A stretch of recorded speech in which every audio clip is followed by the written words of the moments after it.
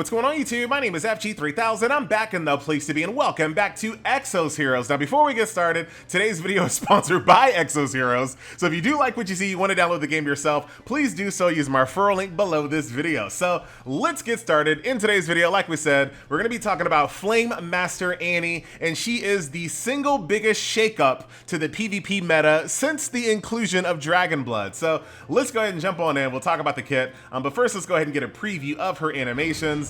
That is her basic attack, and as you guys can see, she's kind of like this magician pole dancer style character, and of course the fan service is there, ladies and gentlemen. So there is her basic attack. Let's move on over here to her passive. So she's 3 paragraphs deep, but you know what? This time around, I'm gonna give her a pass. So starting off, she increases her attack based on the mana count of her allies, and she also gains 1 mana if the mana count of allies is 2 or more on her turn. So we've definitely seen skills like that before. Now, the hottest part about Annie's passive here, yeah, I know, I said it, is Burning Soul. Grants 1 ally, excluding self, with the fastest speed to gain 3 mana, and this is absolutely crucial when it comes to countering the Dragon Blood meta, because being able to get rid of whatever Dragon Blood character that you're going against as fast as possible literally opens up the door for every other strategy that you have. So if you have AoE, or if you have tank meta, or if you have thrust meta, if you have whatever other meta that you have on your PvP team, being able to clear out a Dragon Blood opponent as fast as possible, maybe on your very first turn, is absolutely massive when it comes to countering that meta. And in order to make that even more of a reality, this passive also gives you 300% increase to your critical hit for 2 turns, and it also gives you damage immunity, which should allow your #1 damage dealer to survive and apply even more pressure when their turn comes around once again. So that is Burning Soul, and that is her passive. And like I stated before, considering the current PvP meta, she's an absolutely fantastic character to add to nearly any PvP team, especially a tag team. Like, when it comes to tag, you absolutely should have a character like this in one of your lineups. So Annie is a very good pick. If you have Zest, I would consider summoning for her, but like I said, be mindful of whichever main summoning banner is out before you decide where to spend your hard-earned Zessie. So that is her 3 paragraphs deep passive. If we move over here to her skill 1, she, oh my goodness. I don't even know. I don't even know what I'm doing anymore.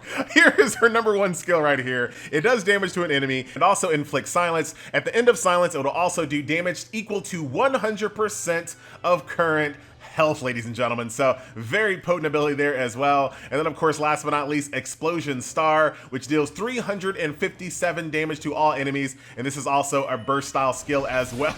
My God, man, what is going on? Oh, I can't even. Let's try to get the video done. So there you go. Like I said, in my opinion, if you have the Zest, if you have room for her in your lineup, she's definitely a character that you want to grab. Now, as you guys can see, I am still working on my Annie, but you know what we're going to do anyway? We're going to bring her right into PvP and see how she performs, ladies and gentlemen, because her passive is going to activate anyway. So let's go ahead and jump on in. So in order to kind of get her to fit in my lineup, we're going to go with a single front and a 4-unit backline. So let's see what we can do. We'll jump on in, and hopefully we don't ruin this 100% win rate that we got going over here. Reed Marie, I'm looking forward to your buffs one day. So yeah, overall, a really good addition to the legendaries that we have in the game. We all know that Diva is up next as well. So like I said, if you went deep inside that Redley string of creation, you have Fatecore Annie, you have Fatecore Diva. You're gonna get, you know, 2 buffed units just like that seem to be really, really important in the current meta right now. So let's get it on, ladies and gentlemen. And as you guys can see, the passive is already activated. So my Redley is here with 3 mana. So right now I can already do his #2 and instantly single shot someone. Now, when it comes to other characters like Baraka and Jin, their skill 2s require 3 mana, and they're a little bit stronger than my Redleys. But at the end of the day, you want to have this apply to whoever your strongest unit is, and typically your strongest unit is also going to be your fastest unit as well. Annie, though, the animations on Annie, man. We gotta have a tier list just for that. Whoever your strongest damage dealing character is, which is probably going to be your fastest character, is definitely going to benefit from having that mana. And like I said, might even still allow you to one-shot like I just did with Redley there. So let's give it another shot. We do have a Fatecore unit on the board, Anastasia. The passive on Annie has triggered on our Redley, as you guys can see. Redley has 3 mana, ready to go at it with this skill 2. Oh, there's a battery. There's a battery. Come on, come on. We'll finish that off later. Don't worry. That was basically a one-shot. Tranquil allowed her to live a little bit longer. All right, let's just smack Rachel in the face real quick. Ah, Yulum is taunting me. Let's build up a little bit of mana here. There goes Bathory, bringing down the pain as she does. That's okay, that's okay. All right. Nearly trying to take out my Yulum here, but she's gonna be able to shrug that off. We have, how much mana do we have here? We got a good amount of mana, but not as much as I would want. So you know what? We're not actually gonna do that. We'll smack. Oh, you're still taunting me, Yulum. Wrong Yulum. And I'm still gonna be taunted here, but at least we can go ahead and do Annie's skill 2 there. Cost silence, which is great. We'll take that. And then, you know what? We're gonna go a little wild. We're gonna go AoE action with our Yulum, best Yulum, Lanty waifu Yulum. I know there's a lot of new waifus in the lineup here, but don't you worry, you still my number 1. But that's gonna do it. Everyone is broken, and it's now time to just go ahead and finish it off. We're just gonna go ahead and save up some mana. Let the frost reign supreme, ladies and gentlemen. And then one more. I'm just gonna do a basic. Ah, you're gonna kill her anyway.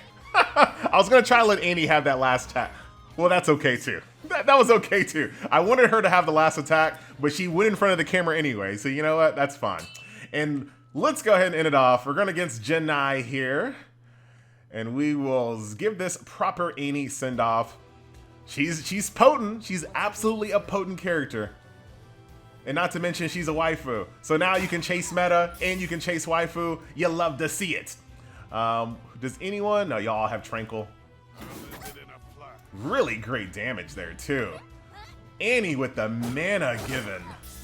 Very, very nice. If I had my Annie a little bit more, a little faster, being able to cast that silence on people like Bathory ahead of time would be extremely important there. But we're gonna be fine. I think we are just going to go. No, this is Magi. This is not easy killer. I was gonna let Magi bring down the terror, but I'm not gonna do it. So Anastasia's next. I don't really care about her. I'm just gonna go ahead and throw the silence on Baraka just because we can. But you know what? Let's go ahead and finish this off. We're gonna do skill 2 on Anastasia. Down she goes. And then once again, we are going to enemy Redley's next. We'll just smack him in the face with the basic. And let the AoE terror reign, ladies and gentlemen. Tranquil keeps you guys alive just for a moment. Or Wrath and Retaliation is gonna finish you guys off. See you later. So there you have it, ladies and gentlemen. Overall, I really like Annie. And low key, middle key, high key, I might. Because this team is not actually bad. To be honest, it's not a bad team. I would have to take my Fatecore Anastasia off my PvP lineup, which will take away my heals, of course. Divine Baptism is fantastic. Her passive, which applies heal as well. But being able to turn 1 and do that much damage right off the bat with my Redley, I don't know, we might have to think about it. But there you go. She's for sure Team 1, Team 2 material when it comes to tag. For sure. But there you go. My name is FG3000. That has been a look at Annie, who in my opinion is the single biggest shift in the PvP meta since the global launch has started. So enjoy her. Thank you guys so much for sponsoring this video at Exos Heroes. And I'll see you guys in the next video. Later.